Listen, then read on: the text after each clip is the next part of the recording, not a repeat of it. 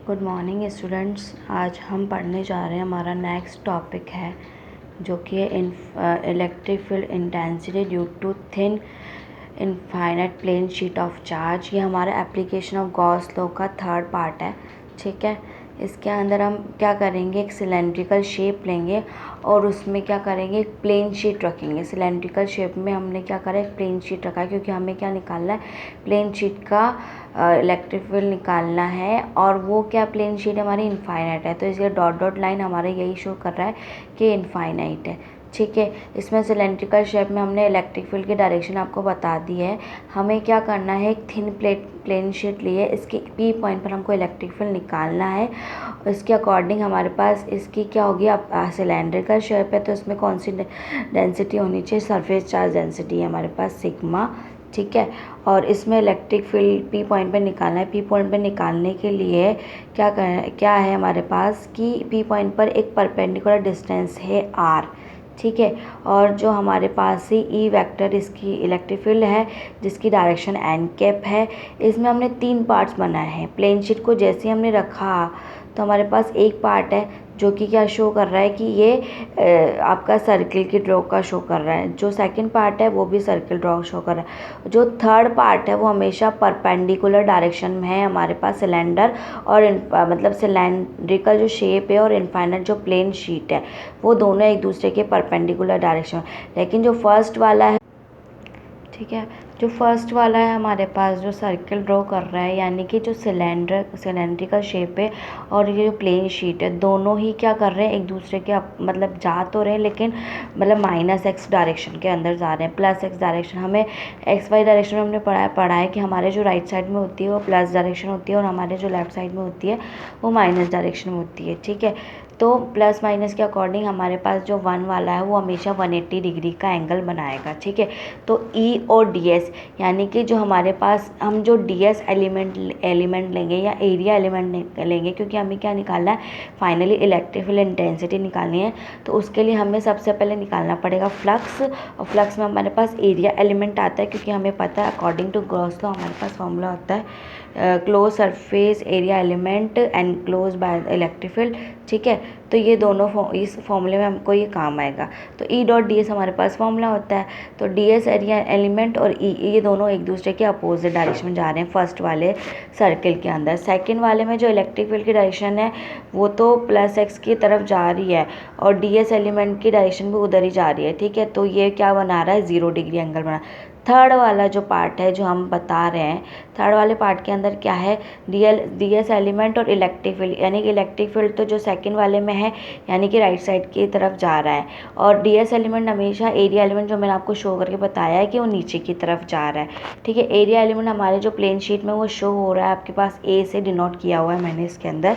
ठीक है, और इसके अंदर तो वो दोनों के बीच में कितना एंगल बनेगा, 90 डिग्री बनेगा। ठीक है, और मैं एक और चीज़ आपको बताना चाहूँगी, जो प्लेन शीट है उसके अंदर हमारे पास जो चार्जेस हमने लिए हुए हैं वो पॉजिटिव चार्जेस लिए हुए हैं। ठीक है, ओके। ठीक है, तो हमने ये बढ़ लिया। उसके बाद में हमने इमेजिन किया कि एक सिलेंड्रिकल गाउशियन सरफेस है, क्रॉस सेक्शनल एरिया A की। ठीक है, ये जो हमने ये सिलेंड्रिकल शेप ली है वो गाउशियन सरफेस है। जैसे हम लोगों ने स्फेरिकल लिया था, स्फेरिकल ने हमने capital R greater than R पर लिया था तो फिर वो गाउशियन सरफेस बनाई थी। ठीक है, अंदर की साइड भी ली थी तो डॉटेड गाउशियन सरफेस बनाई थी। ऐसे ही हमने ये गाउशियन सरफेस सिलेंड्रिकली बनाई है क्योंकि हमें प्लेन शीट का निकालना है तो इसके लिए हमने सिलेंड्रिकल शेप में बनाई है। ठीक है, तो इसका एरिया A ले लिया है, पी पॉइंट पे अपन निकाल ही रहे हैं, मैंने आपको पहले बता दिया। इसकी लेंथ R है। ठीक है, तो टोटल फ्लक्स हमारे सिलेंड्रिकल के अकॉर्डिंग कितना होगा, फर्स्ट पॉइंट पर, सेकंड पॉइंट पर, थर्ड पॉइंट पर, तीनों पॉइंट पर। तो अकॉर्डिंग टू गॉस लॉ हमारे पास फॉर्मूला होता है phi = E close surface integral of electric field and the area element. ठीक है, तो E डॉट डी एस का पूरा क्लोज सरफेस इंटीग्रल है, तो E dot D S, second का E dot D S plus third का E डॉट डी एस, तीनों का एडिशन कर देंगे। ठीक है, तो मैंने आपको तीनों चीज़ों का लिख दिया है कि फ़र्स्ट वाले केस में हमारे पास जो एंगल है वो 180 डिग्री है। ठीक है। तो हम ये भी आपको बता दें यहाँ पे, जैसे हम cos थीटा लेते हैं उसके अंदर, जैसे हम E.ds लिखते हैं तो E.ds cos थीटा लिखते हैं तो cos 180 हो जाएगा, फिर उसकी वैल्यू रखेंगे।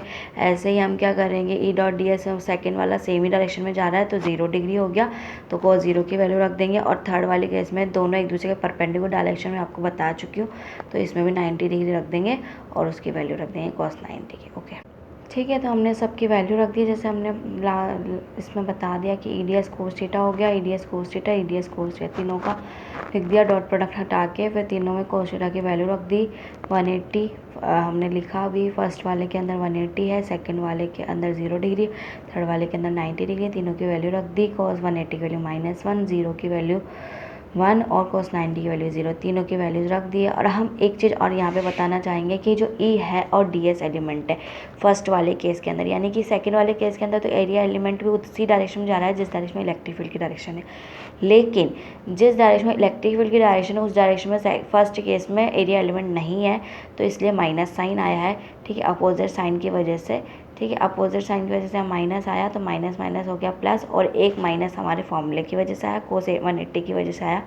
दोनों टोटल हो गया, और EDS दोनों का हो जाएगा आपके पास में 2EDS क्लोज सरफेस इंटीग्रल, और 2DS का इंटीग्रल मैंने यहाँ लिख दिया A।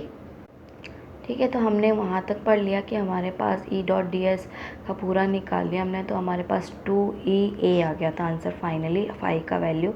अब हम लास्ट में जो करने जा रहे हैं कि हमारे पास अकॉर्डिंग टू गॉस लॉ क्या होता है, Q/ε0 होता है। अब दोनों को इक्वल कर दिया मैंने यहाँ पर, Q/2ε0 और 2EA को।